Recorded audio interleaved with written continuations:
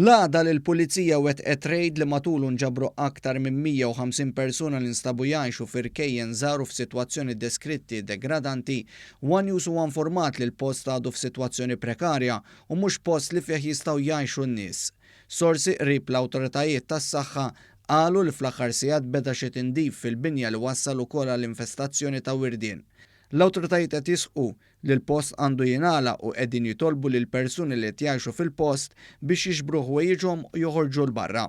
Matul il-jum l-ispetturi tas-saħħa marru fil-binja akkumpanjati mill-uffiċjali tal-Pulizija u sabu qatt ta' kmamar li ma kellhom l-ebda ventilazzjoni. One News kien ukoll fuq il-post u seta' jara xi xogħlijiet ta' tindif li kien għaddej fil-binja. U mifhum li taħt numru ta' kondizzjonijiet setgħu jintlaqgħu nies biex jgħixu f'dik li kienet il-Paloma Complex f'San Pawl il-Baħar.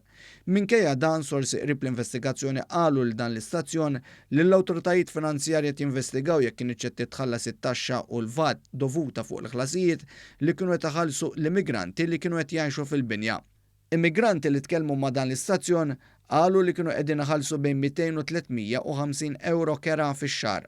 Intant wieħed mill-persuni fil-jum ta' tnejn der jitkellem mal-pulizija u mifhum li kien jiġbor il-kera mant l-immigranti, saħaq li tas-sanità għamlu lejl jaraw li l-post jitnaddaf.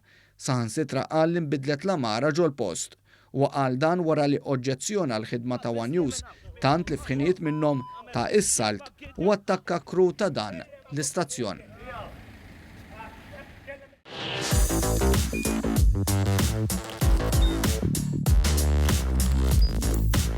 Idħol fuq one.com.mt u hemmhekk tista' tara l-programmi kollha li jxandru fuq One permezz ta' One Play.